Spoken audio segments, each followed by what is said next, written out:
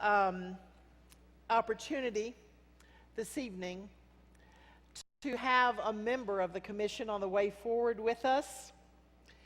Alice Williams is not a stranger to Holston. She has been with us before and talked to us about and taught us about appreciative inquiry. She is a former employee at Disney in Orlando. She is a lifelong United Methodist, a member of St. Luke's United Methodist Church in Orlando. She is the former lay leader for the East Central District of the Florida Annual Conference. She's a member of the Florida Bishop's Strategic Leadership Team. Sounds familiar, doesn't it, Mike? She's a former associate lay leader for the Florida Annual Conference. She is a member of the General Board of Higher Education and Ministry. She's a delegate to the General Conference in 2016 and a member of the Commission on the Way Forward. It is a joy to welcome Alice Williams back to us to share with us during this special service this night. Will you join me in welcoming her?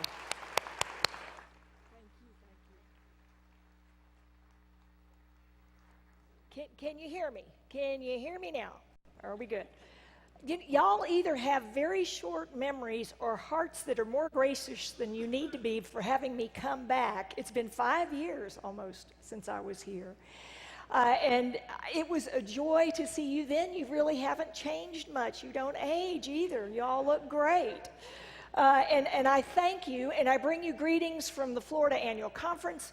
I bring you greetings from the Commission on the Way Forward. I bring you greetings from GBHEM board as well. So what do we go do here tonight? Well, we have completed, as the Commission, we have completed our work.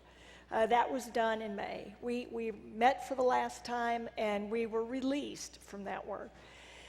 Now starts what I would call the next phase, which is change management, meaning that we need to prepare delegates. We need to prepare annual conferences and general conferences to understand what is the work that's ahead of us in getting ready for the special session that will come in February in St. Louis. So tonight, I want to give you a grounding in where we are with the work. Some of you who are delegates, if you're a delegate, would you raise your hand, please? So delegates to 2016 and now to the special session. Some of you have already seen some of this, maybe even in a little bit more in depth if you met with a gentleman by the name of Dave Knuckles. I think it was in Knoxville, Tennessee.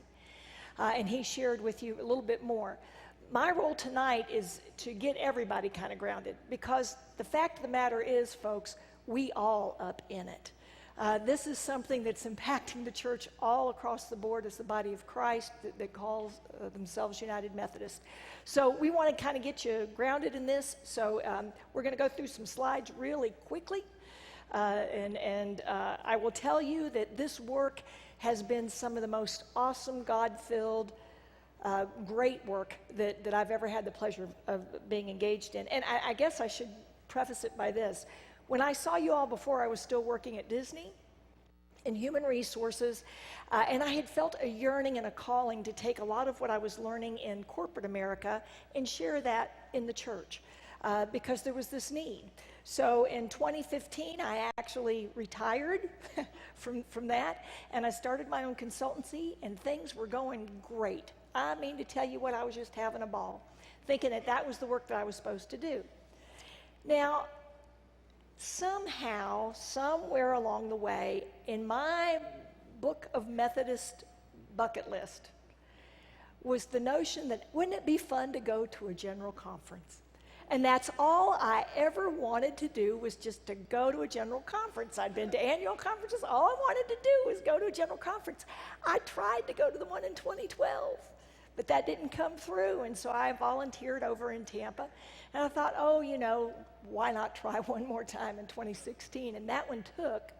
Little did I know that it would be the conference that it turned out to be, and little did I know that I would find myself for the past 18 months engaged in some of the most intense work that I think our church, at least in our lifetime, has probably known. So let me just kind of share with you a little bit. Oops, sorry, got a little ahead of myself. Commission on the Way Forward. We started actually the end of 2016 into 2017, all the way through now until May. We have met 9 times.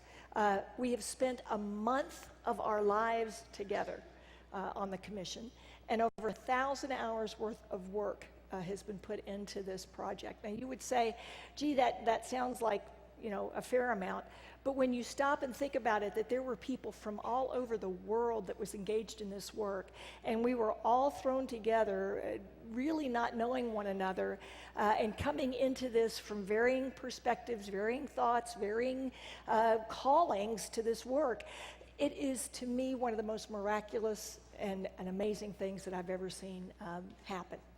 Now, when we came together, the issues that were before us came out of the 2016 conference. We are in disagreement as a denomination around the issue of human sexuality, LGBTQ inclusion in the church. One of the big bones of contention, if you will, has to do with the Book of Discipline and some language that was inserted into the Book of Discipline back in the 1970s. It's disagreements around paragraph 161, and it's called the Incompatibility Clause. Some of you may know it as that.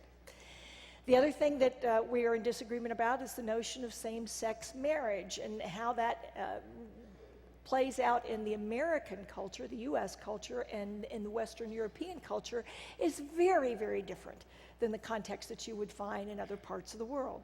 But that becomes an area where we have large disagreement. And then the last piece has to do with the ordination of self-avowed practicing homosexuals. Now, I don't need to tell you that LGBTQ is a lot of letters in an alphabet that's much broader than just homosexuality in and of itself, but it's the only piece that is addressed in the Book of Discipline. So that's part of why it is singled out in this way. What this yields for us is questions that we, as United Methodists, need to be thinking about. And it is what we in the commission and in our conferences have had conversation about and have tried to think about. The first is our ability to attract LGBTQ persons and be in ministry to them, and how we go about that in the church. And then the second piece is that we know, there's nothing hidden here, we know that people are leaving our churches. And it's happening whether you're progressive, whether you're traditional, whether you're just, not anything, but just not coming to church anymore. We're seeing a decline overall in our denomination in the U.S., Western Europe, but there are places where the church is growing by leaps and bounds in Africa, the Philippines, Korea. And so we have to think about, okay, how do we be the body of Christ and recognize and deal with these issues? There's a pretty smart guy who made a saying a long time ago. It says, we cannot solve our problems with the same thinking that we use to create them. That was Albert Einstein. Now, if that feels just a little too secular to you, there's another way to think about it that's actually scriptural. No one sews a new piece of unshrunk cloth into old clothes. They don't stick, and it's true. It's very hard to get something like that to stay. Or another one, no one pours new wine into old wineskins. Folks, at the 2016 conference, we came to the painful realization we cannot continue to be where we've been. Something's got to change. We are truly in an impasse as a denomination. So the Commission on the Way Forward was formed, and this is kind of a cool thing. It was a commission. It is not a caucus, it's not a constituency, it's not an agency, it's not a committee. It was truly a commission of people that were brought together, commissioned to do work on behalf of you, the body of Christ, called United Methodist. Now that's a very special kind of thing, because when we first got together, the very first day, we came to agreement, we've been in covenant with one another, but one of the things that we very, very clearly said was this is not about trying to change somebody's perspective. We're not about trying to change where people feel God talking to them in this issue. That's not what this is about. But what we are about and what the Council of Bishops commissioned us to do was to look to see if we could find a way or ways that would enable us to be in unity as the body of Christ. That being said, 32 people from around the world, 9 nations represented, all jurisdictions are represented, 15 states in the United States, men and women, straight, gay, laity, which I am, elders, deacons, bishops, which, by the way, for a lady person, it was really intimidating walking into that room because there were a lot of people who were high and mighty in the church. And I felt the weight of making sure that, who wants to mess up God's stuff? So, you wanted to be real good about this. I will tell you that people came into this in a most humble and passionate way that enabled us to be able, it didn't matter whether you were laity, it didn't matter whether you were a bishop or a published writer or theologian within the church, we were all the same around that table. It was a full span of generations. If there was one area that I would say we were underrepresented, I wish we had more young adults than we did. But I do believe that it was representative, by and large, of the body of who we were. Now, how did they get to 32? I can't exactly answer that. I don't know. We're a church of 12 million, but I can tell you that if it had gotten much larger, I think it would have been very, very difficult to try to get the work done. If it had been much smaller, we might have moved faster, but I'm not sure that we would have necessarily been as rich in the dialogue or in the ways that we dealt with the work. So I want to believe that God had his hand in that, and that the 32 was probably about the right number of folks. And as I said earlier, we were across the ideological spectrum of the issue. We came at it from all different perspectives. Now, what came out of it is a very different kind of report. This does not come from like-minded people, no differently than the exercise that we did here earlier where you turn and looked at each other, and even within your own conference, you see things differently. We all saw it differently. It's not the product that came from debate or from parliamentary procedure. We realized that this is not an issue that can be solved through a general conference type approach or even an annual conference approach. We didn't follow parliamentary procedure. We did have some structure, meaning that we had a facilitator, a guy by the name of Gil Rendell, who comes from the Texas Methodist Foundation. He was amazing in helping us to kind of think through and parse out the work so that we could get it done. So we did have that kind of support, but we didn't try to follow a set structure per se. This was the most interesting piece to me. There were people, our conversations got pretty intense at times, as you can imagine. Now, let me back up. I told you I was in HR at Disney. Folks, there's stuff I've heard that I will take to my grave that would make most people's hair stand on end. It's crazy what people will do when they get around a mouse. It's just nuts. But I will tell you, and I've been a part of union negotiations. Disney had 27 signatory agreements with different unions. I've been at the heat of battle for that kind of stuff. This was different. This was different because, one, we were building relationship with one another. We were faces and people, not just an issue or something that we talked about, but we were talking about things that were important to each other and got right down to the heart of the matter. So there were moments when people were angered and upset, but the coolest thing that happened was the way that grace was given. Sometimes people would say, listen, you know what? I've just got to take a break. I'm going to step out of the room. I'm not walking away. And nobody did. Nobody walked away from the table. Nobody left this work. Every one of us was committed to it and stayed through. But what did happen is, if somebody take a break, we all just kind of look at each other and say, maybe it's a good time for us to take a break too.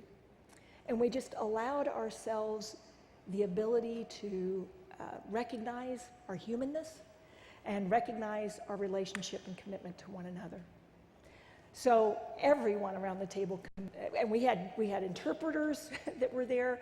I mean, this was like the UN on steroids, is kind of what my thought would be. This was not like even the U.S.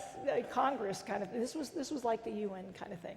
So it was really a unique experience to have. And then the outcome is a product of conversation. It's a product of study. It's we prayed about it. We listened to one another. We were transparent with one another around our feelings and our callings and our constituencies, because every one of us walked in with a constituency of some sort, right? And we built trust with one another. I would say to you that that's holy conferencing.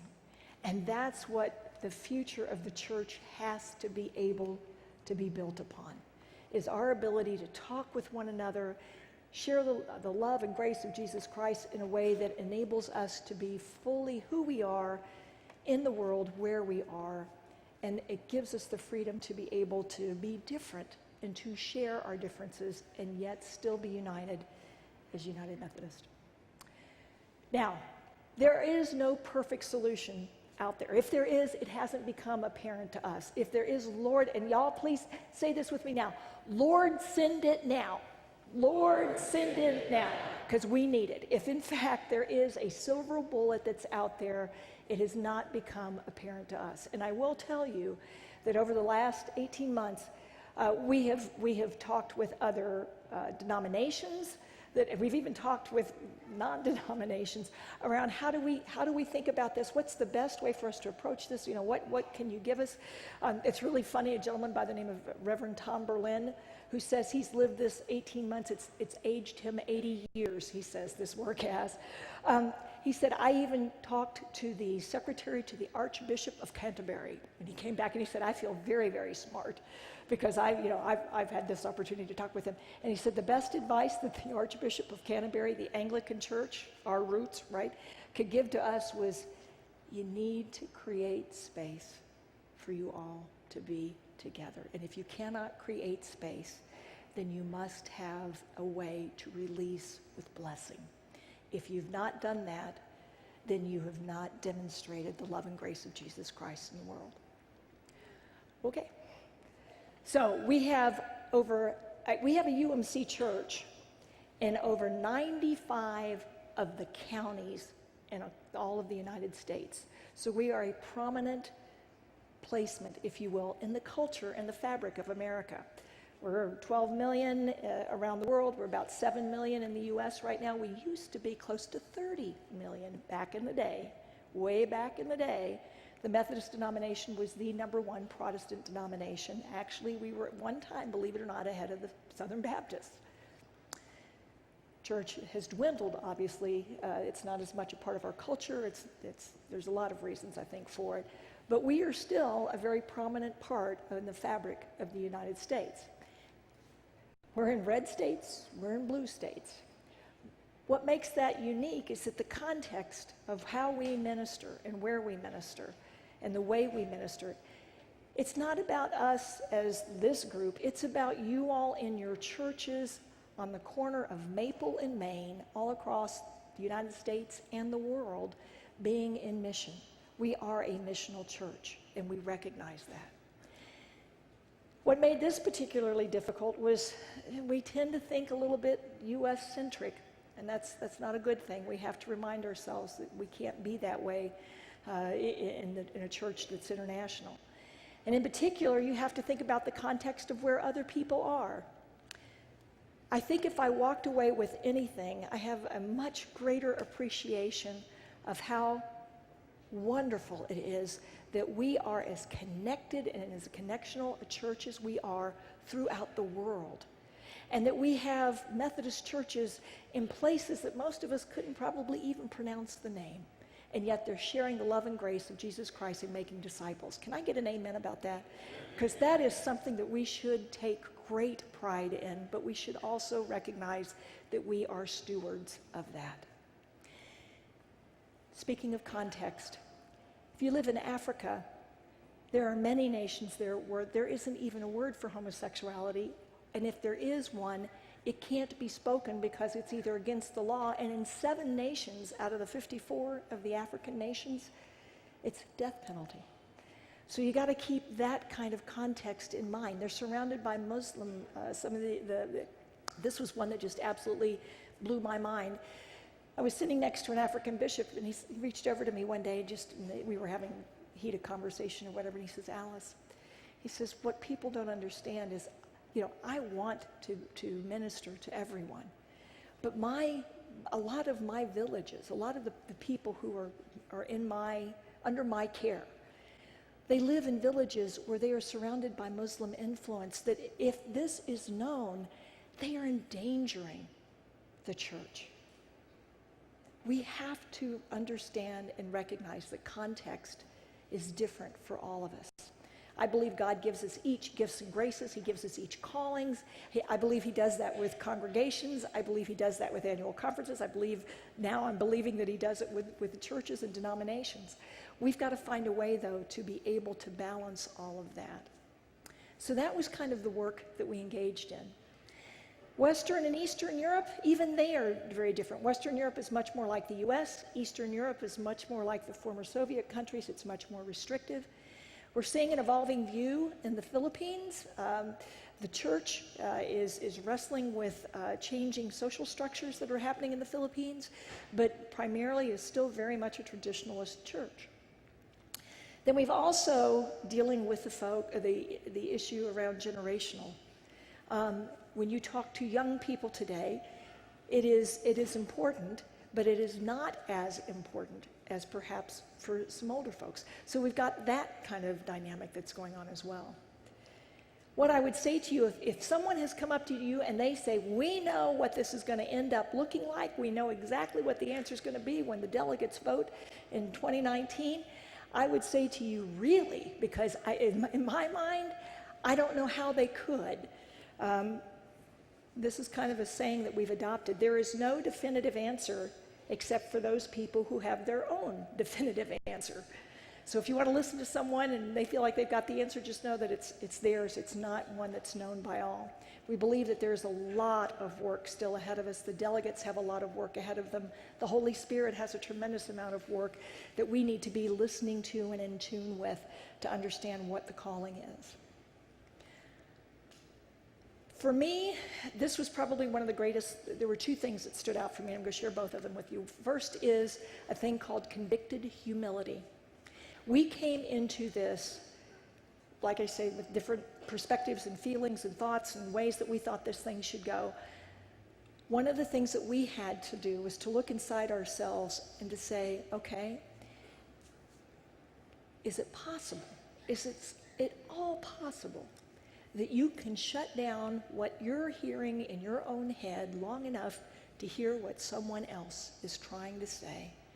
And can you allow the Spirit of God to work within you in a way that you can at least listen and appreciate where they're coming from?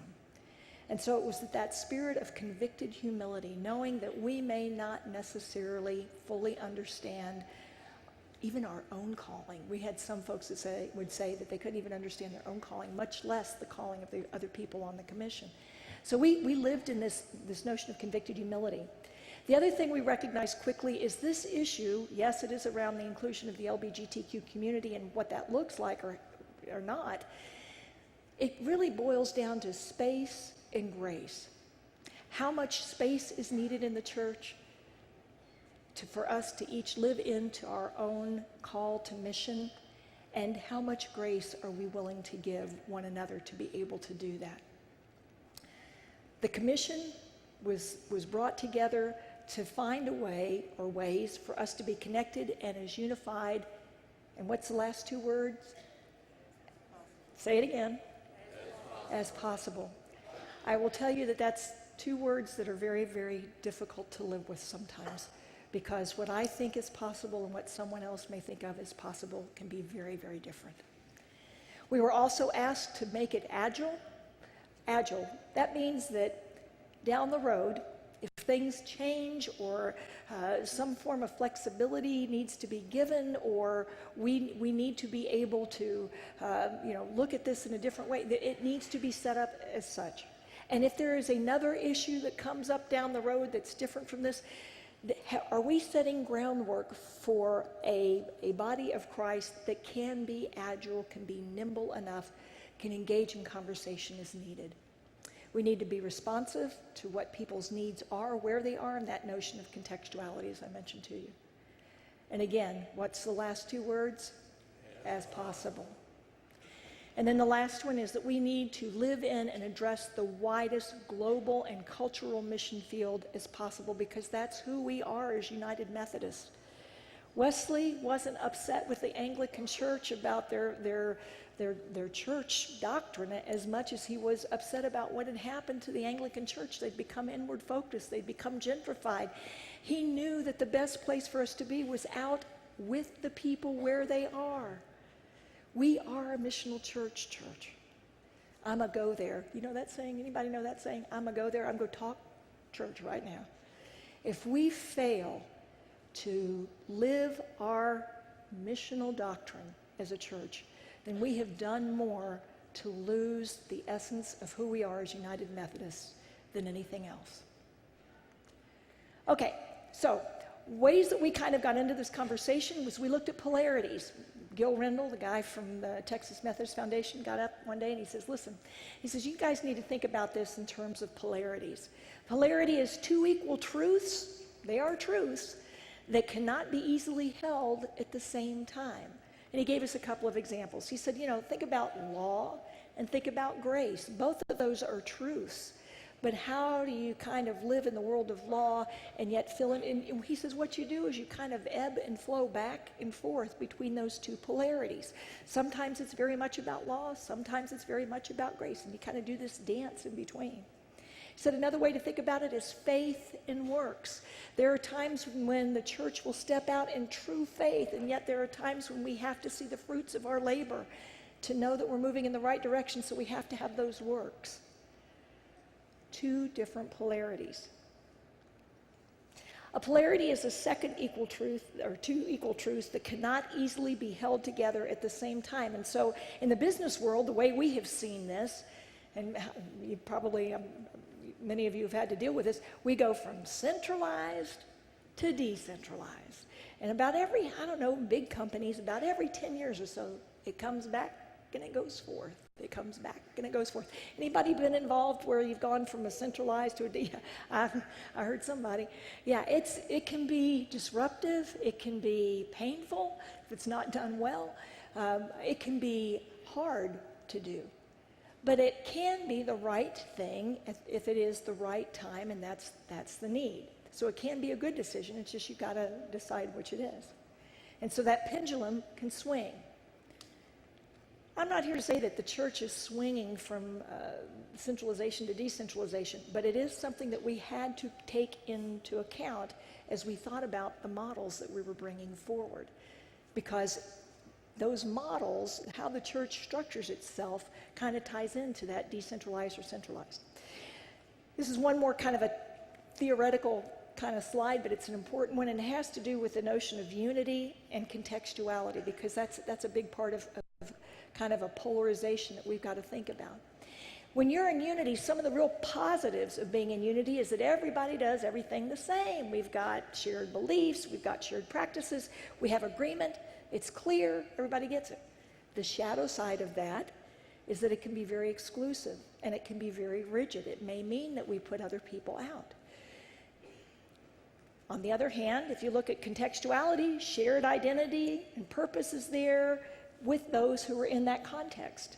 It's inclusive for those who are in that context. It's responsive to the needs of those who are in that context.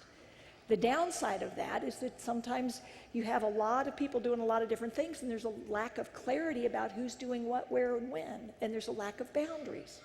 So any decision that's made will have pros and cons, pluses and minuses, ways that we're going to have to think about it.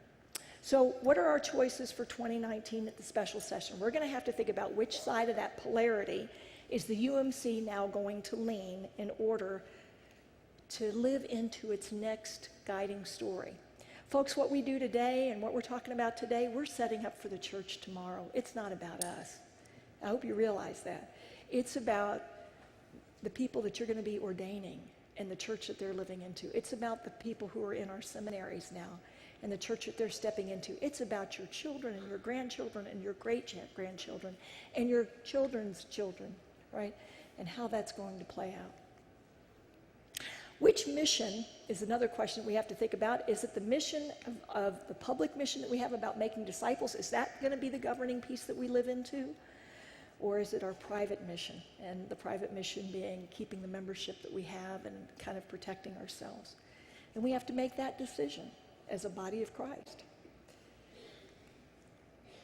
When I think about this, the one thing I would say to you is that we came forward with three models that we talked about.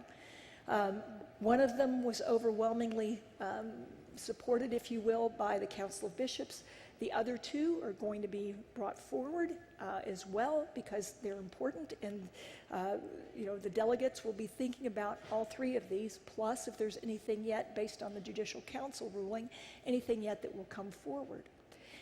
Again, I don't know what will come forward, but I'm going to say to you that in my thinking, in being with this work, I think we have looked at it just about every way and carved it just about every way that you can. And it seems to me that these three buckets, if you will, these three models, if you will, pretty well cover all of that work. The three sketches, you've probably heard of them. There's the one church. Sometimes we call it the one church model. The next is the connectional conference. It was also called the branches model at one time. And then the traditional model. Let me just share very quickly and high level with you what these are. So the One Church plan recognizes that there's diverse theological perspective and scriptural understandings around the global church and how we think about it. It provides a gracious plenty of unity for conferences, churches, and pastors. It does pull out the restrictive language that's in the Book of Discipline, from our current Book of Discipline, and it maintains the current structure of the denomination, meaning that the agencies, the Council of Bishops, and all of that would stay in place. It is the least disruptive to the overall working of the Methodist Church currently. Now, I do want to say a little bit more about this. It removes the language. That's not to say that there could not be language that would come into this, and there would have to be new language written, perhaps, but it would remove the current language. It does not require any annual conference, that's us, you all, any bishop, any congregation, or any pastor to, and what's that word? Act. And this is key to me. It's very, very important. You are not required to act in any way that's contrary to your convictions. It allows congregations and pastors greater freedom to reach new people. The connectional conference plan creates three values-based areas. I need three folks, just to stand right up here if you would. Just anybody, just three people, just real quick, just three. Thank you, thank you, thank you. Now, you will be right over here, if you don't mind. And if you'll stand right there, and you're going to represent the accountability piece of this. This is going to allow for the church to have a space and a place for folks who are looking for stronger accountability than what we currently have in the Book of Discipline around the issue of LGBTQ inclusion. So that would be there. If you would, right here, you will be, I'm sorry, I need to go back. My slide, sorry. You will be around the contextualization, meaning that you are in the church, if you will, that says, you know what, our contexts are different. Where I am at the corner of Maple and Main, my context may be very different than your context or your context, but I have the freedom to be in that space. And then the last one, you're about the justice piece of the church, meaning that you feel the calling and you want the ability to live into justice, meaning that you want full inclusion from a justice perspective for all people, LGBTQ included. So there is a place for everyone in this one. What makes it a little bit difficult, and when I say difficult, it means that we would have to rethink kind of how the church is structured currently. We would have to rethink about how we work together in connection. In the accountability piece, you're saying that no one can do anything around the LGBTQ issue that is that is outside of the book of discipline, and there will be stringent rules for it. And contextualization, you can say all can, but no one must, meaning that it's up to you choice. Some will, some won't. And then in your church, the justifying or the justice place, all shall, meaning that everyone should be included. As you think about these, you need to give thought to how will we be together with a book of discipline. So in the council or in the commission, our thought is there would be some overarching pieces of who we are as Methodists that would be covering all of these, articles of religion, that kind of thing perhaps. But then there would be the ability for each one of these places and spaces to create their own book of discipline that would make sense for where they are in mission. Thank you very much. Everybody give them a hand. They were wonderful churches. So it gives space and place for everyone, but it does require that there would have to be some restructuring in how we think about it. It is probably more complex of the three models. Current central conferences have the choice of becoming either their own connectional conference or they can join with one of the other three that we just had up here. The Council of Bishops changes a little bit. It would be focused on shared learning and ecumenical relationships, but would not necessarily have my word governance, and that is my word.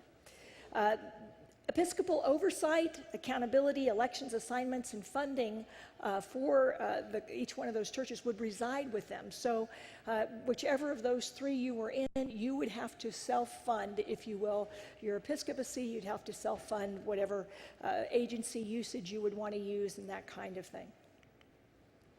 Jurisdictional conferences would choose their connectional conferences to where they choose to be, so the SEJ would make their choice.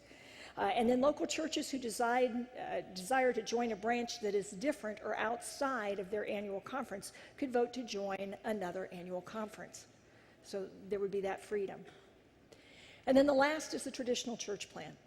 This is the one that strengthens the language that's in the book of discipline for greater accountability and clarity. It streamlines the process to enforce penalties for violations of the book of discipline related to marriage, ordination, or how we think about homosexual persons in the church from that perspective. It does not touch on membership in the church.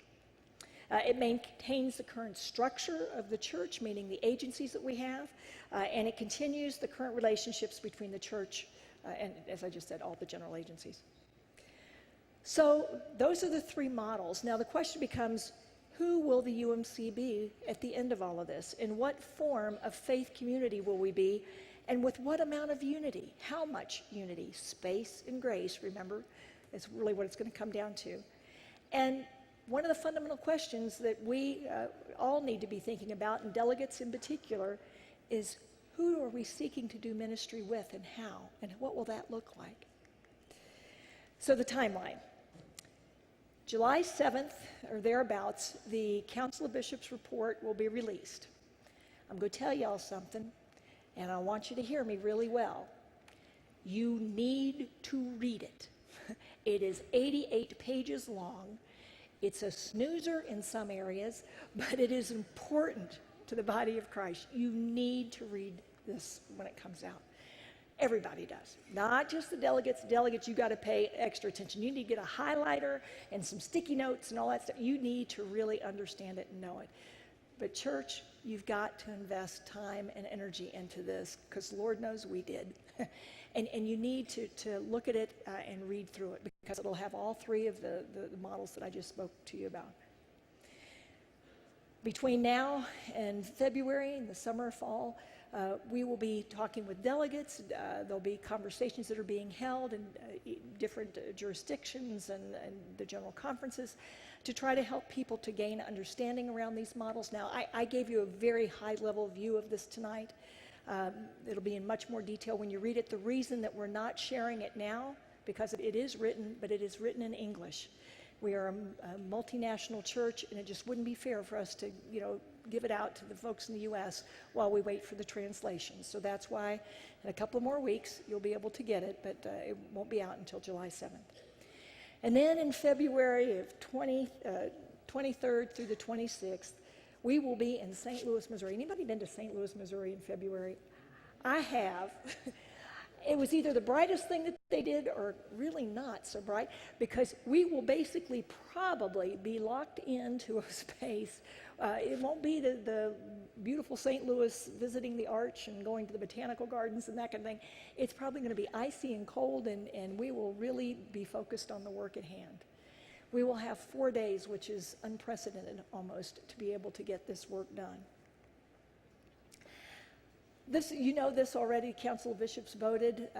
They were, by a large majority, I'm told, in favor of the One Church plan, and they want to bring that forward, but they also want to bring the Connectional Church plan and the Traditionalist Church plan also to the table for the delegates to look at. Judicial Council has upheld that and has basically said that we want to make sure that if there is anything else that's out there that can be brought forward to the delegates. I will tell you that those other petitions or ideas that will be brought forward, you'll probably see those in the fall, is what I'm told. And again, they too will have to be translated. So, that's it. Now, what about you? What can you do? 2 or 3 things that I would share with you that really have been on my heart about this. The first is, I would say, church, the one thing we can't do is lose sight of who we are and whose we are and the work that we are doing now. My dear friend, George Acevedo, who's on the commission, Reverend George Acevedo, he's pastor of one of the largest growing churches actually in the Southeast jurisdiction, made a comment, and it's so true. He said, Alice, we've got to keep our focus and our locus on that Maple and Maine mission work that we are doing. So what you can do is not take your eye off the ball of where God has called us and where we are in mission and work now. And we need to make sure that we are making our churches into disciple-making machines. And I'm going to share some dirty laundry with you. We just finished the Florida Annual Conference. My friends, in my own beloved conference in the place that I call home, 32% of our churches last year did not have a profession of faith. 38% of our churches did not have a baptism. That's not something I'm proud of. We have got to make sure that we are staying on task and building the church that it shines light into a world that's dark. So we've got to stay focused. Second thing we got to do, though, is be prepared. I think, now I may be wrong about this, but I had somebody tell me, but it was the voice. It was the voice that I heard earlier tonight. Is that Willie Kitchens from The Impressions that was over there? Is that it?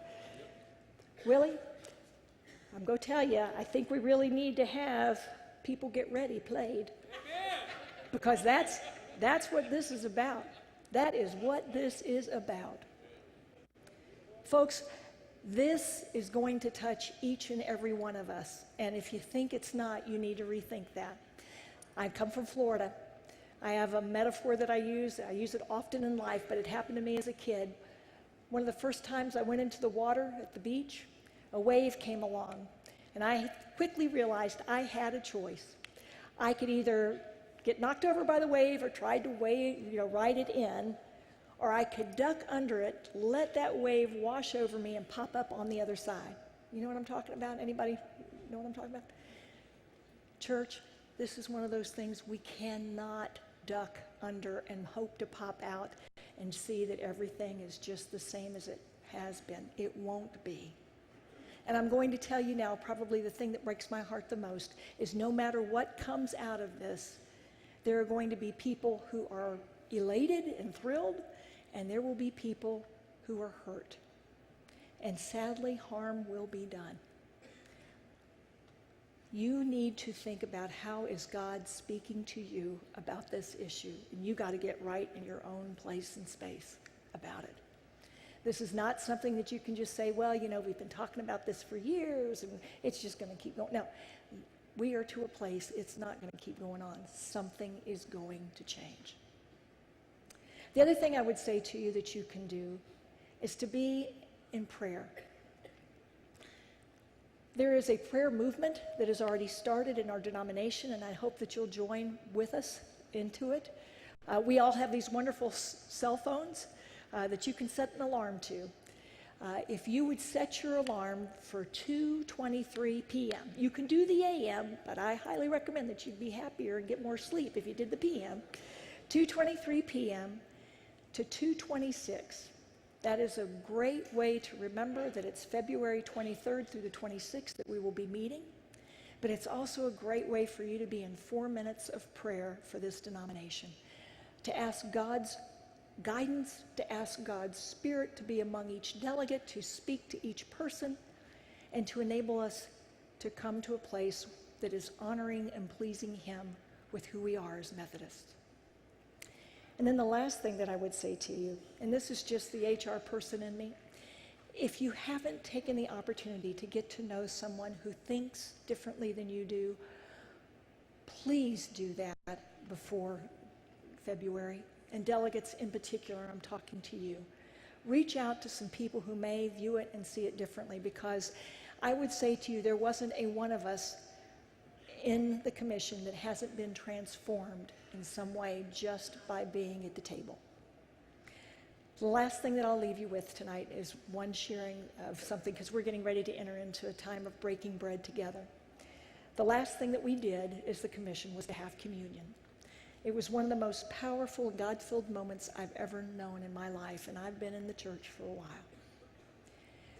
Once we broke bread and had communion, we took a few moments and we said to one another, we went to one another in that convicted humility approach, and we said to each other how much we loved each other. And then we asked, if we've done anything that's offensive, or if we've hurt you in any way, we ask forgiveness. Now, for me, and I've waited till the end to say this, that was particularly impactful, because I went into this very, very nervous about how I would be treated, because I am one of the 3 LGBTQ members on the commission. I want you to know that I struggled when they came to me, or I went to them, but mostly when they came to me, because all I knew in that room was love and grace. Please, church, that's what we need to be. We can differ. We may not see it the same way, but we are all sinners saved by grace. May God bless you, Holston. Thank you so much.